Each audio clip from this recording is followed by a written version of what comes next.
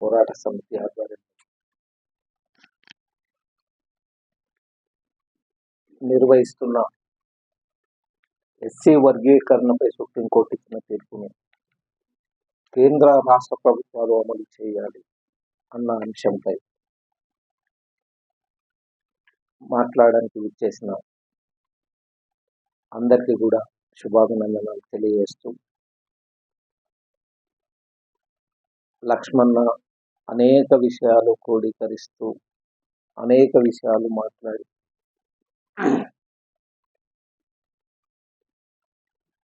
భారతీయ సమాజంలో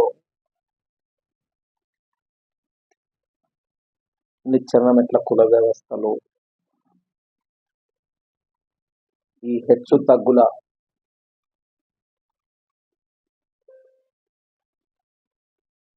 విషయంలో భారతదేశం అంతా ఒకరిపై ఒకరు ఆధిపత్యాన్ని చెలాయిస్తూ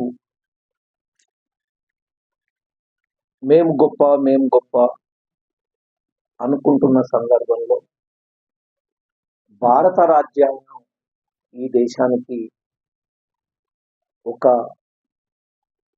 మకుటములుగా భారతదేశాన్ని ఒకే తాటిపై నిలిపే ఒక గ్రంథం ఏర్పడి అందరినీ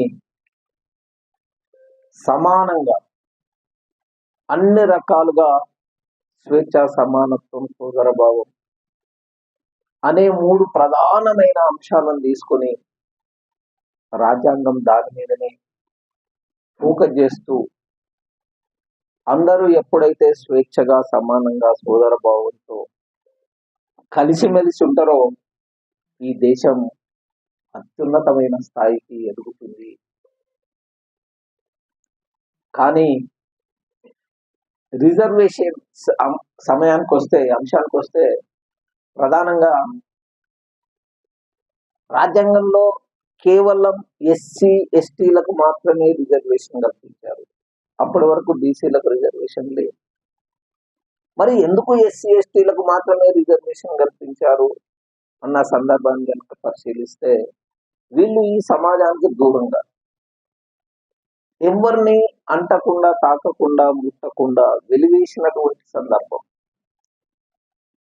సమాజంలో సాంఘికంగా వీళ్ళకి ఎటువంటి పాస్తులు లేనటువంటి సమాజం, కేవలం రెక్కల కష్టం మీద బతుకుతున్న ఈ సమాజం, వీళ్ళు కూడా ఈ సమాజంలో అందరితో కలవాలి అని అనుకుంటే వారికి కూడా కొంత ఆర్థికంగా, రాజకీయంగా, ప్రధానంగా సామాజికంగా, సాంఘికంగా వీళ్లకు కొన్ని వెసులుబాట్లు కల్పిస్తే వీళ్ళు కూడా నిలదొక్కుని ఈ సమాజంలో కలిసే అవకాశం ఉంటుంది. కాబట్టి వీళ్ళు సమాజానికి దూరంగా ఉన్నారు కాబట్టి, వీళ్ళు అంటకుండా ముట్టకుండా ఉన్నారు కాబట్టి, వీళ్ళు సభ్య సమాజంలో కలవాలి అని అనుకుంటే వీళ్ళకు కూడా కొంత రాజ్యాంగం ద్వారా తోడ్పాటును అందించినప్పుడే వాళ్ళు ఈ సమాజంలో కలుస్తారన్న ఉద్దేశంతో రిజర్వేషన్లు ఇవ్వడం జరిగింది.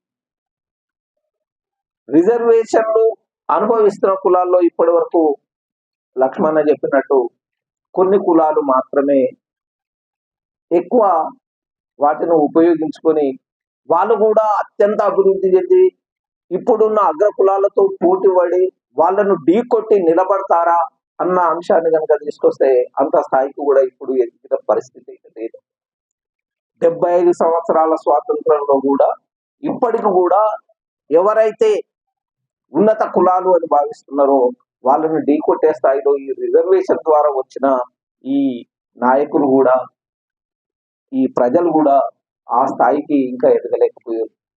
ఎవరన్నా ఎదిగితే 1-2 అది 1%, 0.5% ఉండొచ్చు, కానీ 90% ఇంకా ఎక్కడ ఉండాలో అక్కడే ఉన్నారు. ఉన్న వాళ్ళ దాంట్లో కూడా కొంతమంది మాత్రమే లబ్ధి పొందుతూ మిగతా కులాలకు ఎంతమంది కూడా అవకాశం లేకుండా, ఎవరైతే చదువులో కానీ ఆర్థికంగా కానీ కొంత లబ్ధి పొందిండ్రో వాళ్ళే, వాళ్ళ కుటుంబాలు, వాళ్ళ సమాజం మాత్రమే ముందుకు పోవాల్సిన అవసరం వస్తుంది. ఎవరైతే సంచార జాతులు ఉన్నారో, ఇప్పటి వరకు చదువుకు దూరంగా, సమాజానికి దూరంగా ఉన్న జాతులు ఎవరైతే ఉన్నారో వాళ్ళకి ఇప్పటి కూడా రాజ్యాంగం అంటే ఏందో తెలియదు, కనీసం పార్లమెంట్ అంటే ఏందో తెలియదు, అసెంబ్లీ అంటే ఏందో తెలియని పరిస్థితులలో కూడా కొన్ని జాతులు ఉన్నాయి.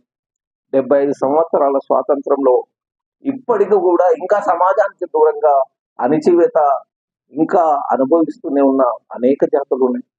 వీళ్ళను కూడా సభ్య సమాజంలో కలపాలి అని అనుకున్నప్పుడు ఈ రిజర్వేషన్లను ఖచ్చితంగా ఉపవర్గీకరణ చేయవలసిందే. ప్రతి ఒక్కరికి, ఈ దేశంలో పుట్టిన ప్రతి ఒక్కరు కూడా స్వేచ్ఛ, సమానత్వం, సోదరభావంతో ఉండవలసిన అవసరం ఉంది. కాబట్టి దీన్ని ఇదొక్కటే కాదు, బీసీలలో కూడా ఏబిసిడి వర్గీకరణ చేసి కొంతమందికి దాంట్లో అవకాశాలు వచ్చినాయి, కానీ ఎస్సీలలో ఏబిసిడి లేవు. ఇంకా అనేక కులాలు వెనుకబడి ఉన్నాయి. వాళ్ళను కూడా ముందుకు తీసుకురావాలి అంటే ఖచ్చితంగా ఏబిసిడి వర్గీకరణ, ఉపవర్గీకరణ అవసరం. దానికి సుప్రీంకోర్టు ఇది ఎన్నో సంవత్సరాలుగా అట్టడుగున ఉండి అనుభవిస్తున్న వాళ్ళు ఖచ్చితంగా పోరాటం చేయడంలో వాళ్ళని మనం తప్పుపట్టలేదు. ఎంఆర్పిఎస్ అనేది 30 సంవత్సరాల నుండి వాళ్ళు పోరాటం చేస్తూ ఉన్నారు. ఆ పోరాటం ఫలితంగాన, రాజ్యాంగ ఫలితంగాన సుప్రీంకోర్టు ఒక తీర్పు అయితే ఇచ్చింది. ఆ తీర్పును ఖచ్చితంగా సభ్య సమాజం ఆమోదించాలి.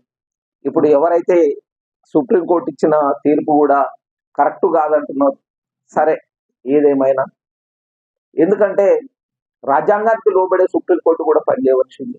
సుప్రీంకోర్టు ఇచ్చింది కాబట్టి ఖచ్చితంగా ప్రభుత్వాలు అమలు చేయవలసిన అవసరం ఉంది.